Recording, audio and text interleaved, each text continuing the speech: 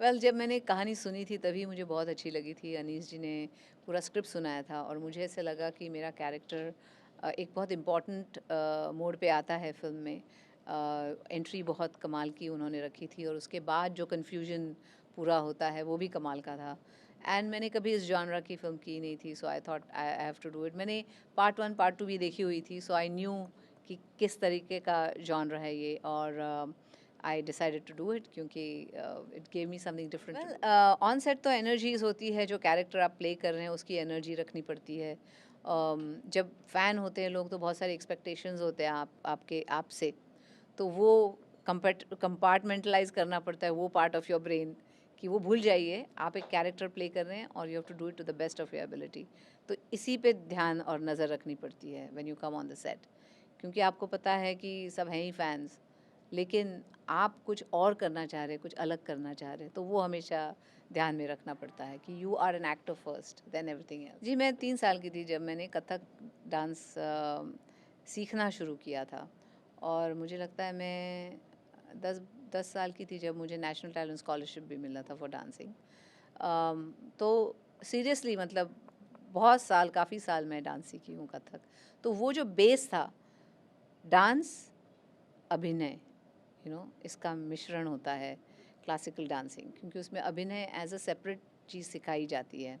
और of course there is dancing, जैसे तत्कार, ये वो सब जो फुटवर्क, तोड़े टुकड़े, बाकी सब कुछ होता है। ठुमरी होती है जिसमें अभिनय वगैरह ज़्यादा होता है। तो I think all that prepared me for acting.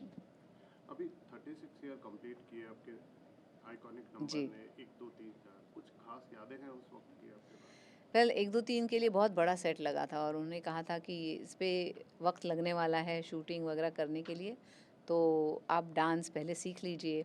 वो एक था। और मैं चाहती थी कि मैं रिहर्सल्स करूं सरोज जी के साथ, क्योंकि क्लासिकल डांस करना और बॉलीवुड डांस करना एक अलग डांस फॉर्म है, बॉलीवुड डांस।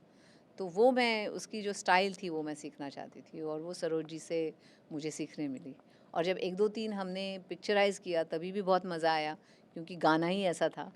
और मुझे याद है कि हमारे पास जूनियर आर्टिस्ट थे, कम पड़ गए एक दिन। तो जो स्ट्रीट पे जो चल के जा रहे थे उनको कि आपको शूटिंग देखनी है, आप आइए आइए, ओके। ऐसे करके पूरा वो महबूब हॉल पूरा फुल कर दिया था उन्होंने एंड तक। और जब वो जो ऑर्डिनरी पब्लिक थी उन्होंने गाना सुना तो उनको इतना अच्छा लगा, एक लड़के ने शर्ट उतार के ऐसे फेंक दिया हवा में। तो एन चंद्रा जी ने वो देखा, वो बोले ये बहुत कमाल की चीज़ हो गई, सब करो अभी। हाँ। तो ऐसे लगना चाहिए कि वाकई एक रॉक कॉन्सर्ट चल रहा है किसी का और उसमें लोग मज़ा ले रहे हैं डांस का। तो वो जो एनर्जी आ रही थी उस क्राउड से वो अमेजिंग थी उस जब मैं वक्त भी डांस करती। अंदाजा था क्या शूट होते हुए कि ये इतना बड़ा गाना बनेगा, या? मतलब ये था कि गाना बहुत अच्छा है, बहुत कमाल का गाना मिला है और डांस भी अच्छा हो रहा है, लेकिन ये नहीं पता था कि इतना आइकॉनिक हो जाएगा ये गाना। नहीं, क्या है, प्रायोरिटीज़ हैं। मतलब मेरी फैमिली मेरा पहला प्रायोरिटी है। जैसे सब कह रहे थे आप यहाँ नहीं थे, यहाँ पे भूल भुलैया रिलीज़ हो गई, हिट हो गई, आप कहाँ हैं? But it's my 25th anniversary, wedding anniversary this year. And I, हाँ जी, थैंक यू। तो मैं ग्रीस गई थी with my husband to celebrate my 25th। तो that was my priority at that point. मैंने कहा मैं वापस आऊँगी तो आई विल डू वो द इंटरव्यूज़ और जो भी आप चाहते हैं मुझे करने के लिए। तो फिर जब मैं वापस आई तो हमने पीआर एक्टिविटी मेरे साथ शुरू की तभी। हमें बट बताया था सुपर हिट होगी तभी मूवी दिखेगी, अगर पिक्चर नहीं चली तो माधुरी जी अवेलेबल है।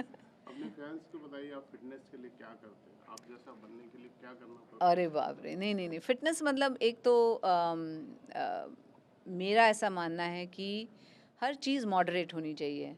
जैसे अगर आप चॉकलेट भी खाते हैं तो कभी-कभी कोई-कोई पूरी चॉकलेट खा जाता है, एक पूरा like slab.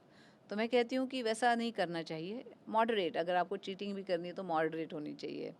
I am very मतलब आई am very strict with my diet, what I eat. I I am मतलब डांस की वजह से मुझे लगता है एक्सरसाइज ऐसे ही हो जाता है। इफ़ आई एम परफॉर्मिंग वगैरह तो मैं dance, when I rehearse for dance या तो कथक रिहर्सल करती हूँ। आई वर्क आउट, मुझे वक्त मिलता है तभी I work out. And I am very conscious of what I eat, कि अगर इधर उधर भी थोड़ा सा कभी जी करता है ना, कभी कभी किसी को समोसा खा लिया या थोड़ा सा ये खा लिया, लेकिन मॉडरेट, ज़्यादा नहीं। और उन फैंस को क्या कहना चाहते हैं जो लड़कियां माधुरी दीक्षित बनना चाहती हैं, वो कैसे अपने आप को तैयार करें इस फील्ड में आने के लिए? वेल एक चीज़ है कि मेरे साथ जो मैंने किया है वो है कि my mom was a big support for me. मेरी जो फैमिली थी वो मेरा सबसे बड़ा सपोर्ट था। मेरे मॉम, मेरे dad, they were my backbone literally. जब मैं काम कर रही थी, मेरी मम्मी हमेशा मेरे साथ सब जगह जाती। मम्मी नहीं आ सकती तो डैडी आते थे, और उस वजह से आई वाज वेरी ग्राउंडेड। वो मुझे तालीम घर से मिली है। The values, who you are, इसकी पहचान रखो हमेशा। और just because you're a star doesn't mean anything. आप अपने काम में अच्छे हैं, ये अच्छी बात है, लेकिन आप एक ह्यूमन बीइंग हैं first, then you are everything else. ये जो सब सीख मुझे मेरी मम्मी डैडी से मिली है, वो मैं हमेशा कैरी करती हूँ। मेरे बच्चों को भी वही वैल्यूज़ सिखाती हूँ। तो don't forget your values, be ready to work very hard, don't get carried away with success and failure सबके लाइफ की एक हिस्सा है। आप ऊपर जाते हो, आप नीचे भी आने वाले हो। So keep that in mind, be good to everybody, respect everyone you work with. और एक एक give it your all, be sincere with your work, और जब भी आप काम करो अपना बेस्ट करो, everything else follows then. Last में मैं एक पूछूं मैम, ये फिल्में बहुत री रिलीज हो रही हैं, जी। पुरानी फिल्में, कोई आपकी ऐसी फिल्म पसंदीदा जिसे आप दोबारा चाहती हैं ये पर्दे पे आए, आपको ऐसा मन है कोई ऐसी फिल्म? अरे बाप रे आई थिंक हम आपके हैं कौन तो दे री रिलीज्ड अभी उनके 25th पे, आई थिंक दे री रिलीज्ड। और कौन सी है? दिल तो पागल है, was a very beautiful film, that good. या दिल, बेटा was a very good film, और वो आज भी रेलेवेंट हो सकती है वो फिल्म। तो ऐसी फिल्में जो री हम रिलीज आपके हो हैं सकती कौन हैं। ने तो शादियों में और आप री रिलीज बोल रहे हैं, हम रीमेक नहीं बोल रहे नहीं नहीं, री हैं। रिलीज बोल रहे हाँ हैं, रीमेक तो मैं नहीं पूछा। जी, थैंक यू सो मच हमसे बात करने के लिए। Thank you so much. Thank